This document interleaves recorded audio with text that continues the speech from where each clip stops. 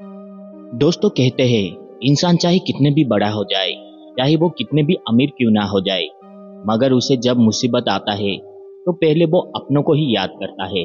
ये कहानी है हॉन्टेड हाईवे की, जहां पर एक लड़का रात में मुसीबत में फंस जाता है।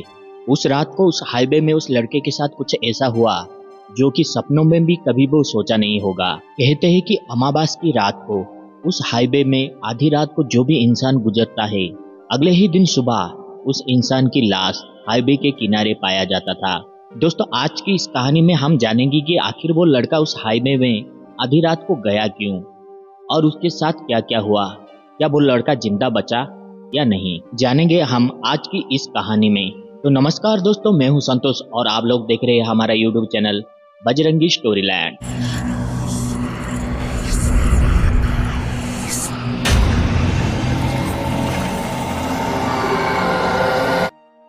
ये कहानी है वेस्ट बंगाल में रहने वाले एक 24 साल का लड़का अमीरुल के बारे में। अमीरुल अपने दादी का लाडला है।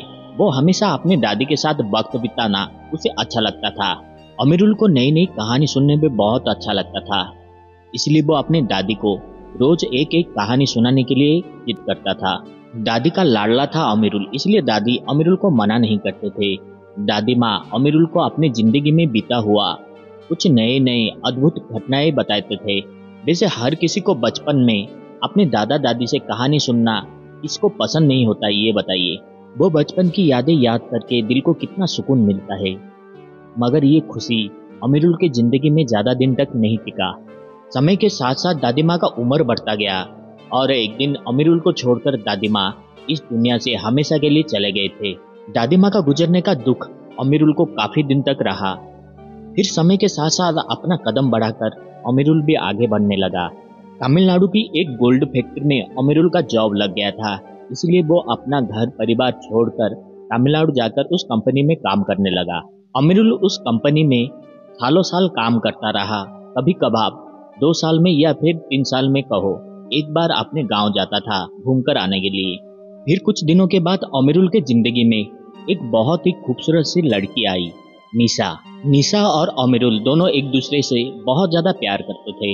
निशा हमेशा अमीरुल को जिद करते हुए कहती थी कि अपने परिवार से मुझे कब मिलाओगे, मगर अमीरुल ठहरा वेस्ट बंगाल का लड़का और निशा ठहरी तमिलनाडु से। तमिलनाडु और वेस्ट बंगाल का सफर पूरे 2 दिन का रास्ता था, इसलिए अमीरुल हमेशा कहता था कि समय आने पर मैं तुम्हें अपने परिवार से जरूर मिलाऊंगा। अमीरुल जिस कंपनी में काम करता था उस कंपनी में साल में एक बार दिवाली को 3 दिन का छुट्टी मिलता था। कुछ दिनों के बाद दिवाली आने वाला था और कंपनी 3 दिन का छुट्टी देता था, इसलिए निशा चाहती थी कि अमीरुल के साथ वो वेस्ट बंगाल जाए, अमीरुल के परिवार से मिले। मगर दिवाली को अमीरुल का कुछ अलग ही प्लान था। वो निशा के साथ मिलकर पूरे 3 दिन कहीं बाहर घूमकर आना चाहता था और पिछले 2 महीने से अमीरुल ये प्लानिंग करके रखा था कि वो निशा के साथ पूरे 3 दिन कहाँ कहाँ जाएगा। देखते ही देखते कुछ दिनों के बाद दिवाली आ गया।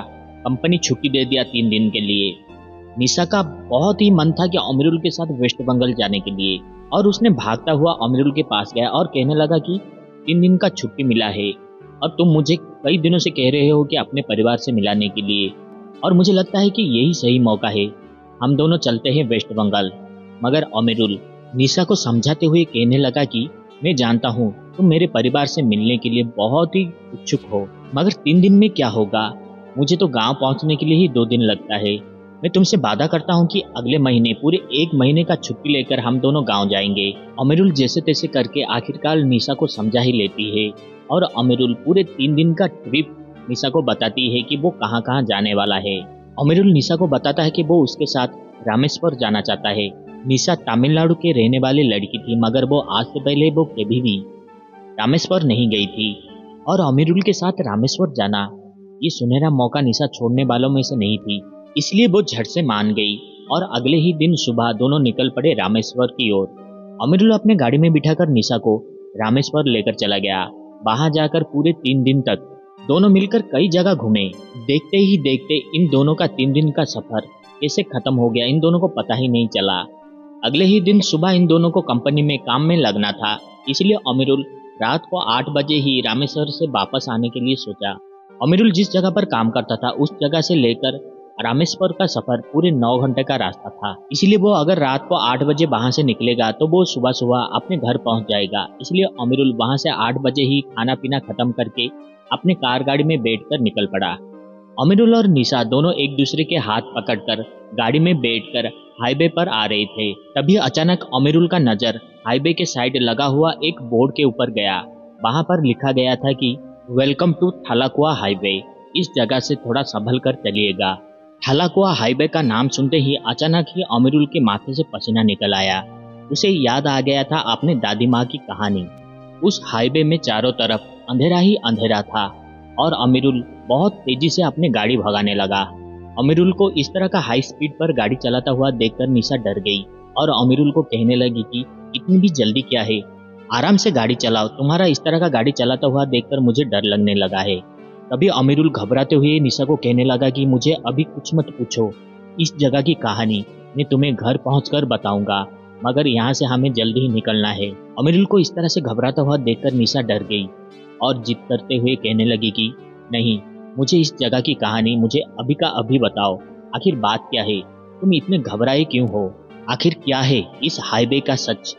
तभी अमीरुल निशा को देखते हुए कहने लगा कि मेरे बात सुनो, इस हाईवे में जो भी दिखता है वो सच नहीं होता है, एक छलावा होता है, इसलिए चाहे कुछ भी हो जाए हमें इस गाड़ी को रोकना नहीं है, बस चलाता ही जाना है।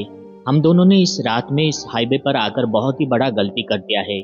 तभी अचानक ही निशा की नजर हाईवे के बीचों बीच कुछ ही दूरी में एक औरत के ऊपर पड़ता है। वो औरत बहुत ही डरी हुई थी और इन दोनों को हाथ दिखाकर गाड़ी रोकने के लिए कह रही थी। दिखने में ऐसा लगता था कि वो औरत कई मुसीबत में है, इसलिए निशा चिल्लाते हुए अमीरुल को कहने लगी कि गाड़ी रोको, वो औरत लगता है मुसीबत में है, हम दोनों को उसकी मदद करना चाहिए। वो औरत इतनी अंधेरी रात में आखिर जाएगी किधर। तभी अमीरुल निशा को समझाते हुए कहने लगा कि नहीं, ये हमारे आंखों का धोखा है, उस जगह पर कोई भी औरत नहीं है, बस हमें किसी भी हालत से इस हाईवे से निकलकर बाहर जाना है। अमीरुल के इस तरह के बातें से निशा को बहुत ज्यादा गुस्सा आई और निशा ने चिल्लाते हुए अमीरुल को कहने लगी कि अभी का अभी गाड़ी रोको। एक औरत अंधेरी रात में, वो भी सुनसान सड़क पर मुसीबत में है और तुम उसे छोड़कर जाना चाहते हो। मैं एक औरत हूँ और दूसरे औरत का दर्द समझ सकता हूँ। ये कहकर निशा ने गाड़ी का ब्रेक जोर से दबाने लगी। देखते ही देखते कुछ ही दूरी पर कार जाकर रुक गई। निशा कार का दरवाजा खोलकर भागते हुए उस औरत की मदद करने के लिए हाईवे पर भागने लगी। अमीरुल गाड़ी में बैठकर चिल्लाने लगा कि निशा प्लीज वापस आ जाओ, वो औरत एक छलावा है, तुम वापस आ जाओ। मगर निशा अमीरुल के बातें मानने के लिए तैयार नहीं थी, वो बस उस औरत की मदद करने के लिए भागे जा रही थी। निशा भागते भागते कुछ ही दूरी जाने के बाद देखा कि उस जगह पर कोई औरत था ही नहीं। तभी उस हाईवे पर निशा को जोर जोर से कुछ आवाजें सुनाई देने लगी।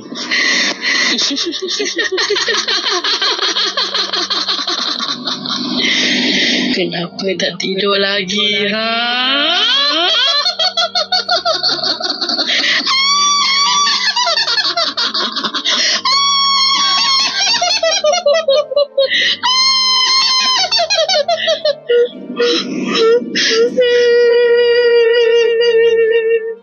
अचानक ही इस तरह का आवाज सुनकर निशा की दिल की धड़कनें तेज होने लगी। डर के मारे उसके हाथ पैर कांपने लगी, मगर वो कर भी क्या सकती थी।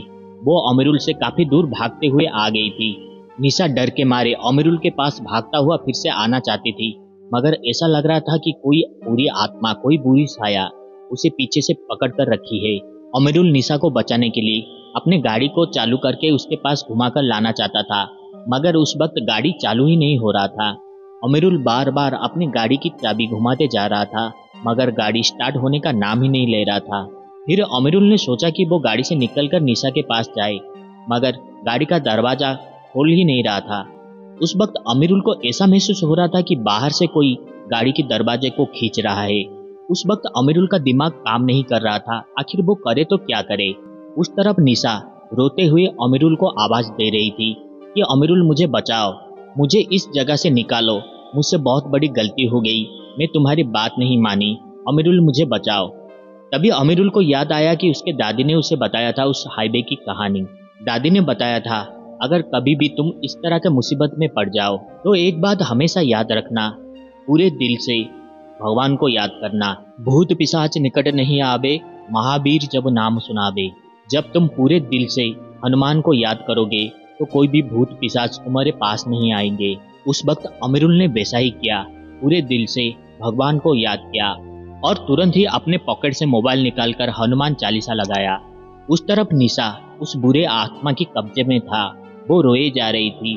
तभी अचानक ही निशा के कानों पर कुछ आवाजें सुनाई देने लगी। निशा बेटा, अपने दिल की आवाज सुनो, दिल से भगवान हनुमान को याद करो। उस वक्त निशा ने वैसा ही किया, दिल से भगवान हनुमान को याद करते हुए हनुमान चालीसा गाने लगी। देखते ही देखते कुछ समय के बाद अमीरुल का गाड़ी स्टार्ट हो गई। अमीरुल अपने गाड़ी को लेकर सीधा आ पहुंची निशा के पास। अमीरुल निशा को अपने गाड़ी में बिठाकर सीधा आगे बढ़ने लगा। कुछ दूरी जाने के बाद अमीरुल गाड़ी के शीशे में देखा कि उसे ऐसा लग रहा था कि उसके दादी माँ उस गाड़ी में बैठी हो और उसके कंधे पर हाथ रखकर कह रही थी कि डरो मत बेटा, मैं तुम्हारे साथ हूँ। अमीरुल कई दिनों के बाद अपने दादी माँ को देखा था। कुछ ही घंटों के बाद वो उस हाईवे से निकलकर बाहर आ गया था। सुबह सुबह अमीरुल अपने घर पहुंचने के बाद निशा को सारी कहानी बताया। अमीरुल बताया कि उसके दादी माँ उस हाईवे के बारे में उसे बचपन में ही बताया था, मगर उस वक्त अमीरुल को बस दादी माँ का एक कहानी लग रहा था। जैसे ही अमीरुल उस हाईवे का नाम उस बोर्ड में पढ़ा तो उसे समझ में आ गया था कि उसकी दादी माँ उसे जो कहानी सुना रही थी वो सबका सब कोई कहानी नहीं बल्कि एक हकीकत था। दोस्तों, जैसे तैसे करके अमीरुल और निशा उस हाईवे से तो निकल कर आ गए, मगर आज भी दुनिया में ऐसे कई सारे हॉन्टेड हाईवे हैं जहां लोग जाने के लिए डरते हैं और कई सारे मासूम लोग इस हाईवे का शिकार भी हो गए हैं। तो दोस्तों, ये था हमारा एक छोटी सी कहानी। आप लोगों को हमारा ये कहानी कैसा लगा मुझे कमेंट में जरूर बताएगा। अगर आप लोगों को वीडियो पसंद आता है तो वीडियो को एक लाइक और हो सके तो चैनल को एक प्यारा सा सब्सक्राइब जरूर कर दीजिएगा। आज के लिए बस इतना ही, फिर मिलते हैं एक नई वीडियो में एक नई कहानी के साथ। जय हिंद।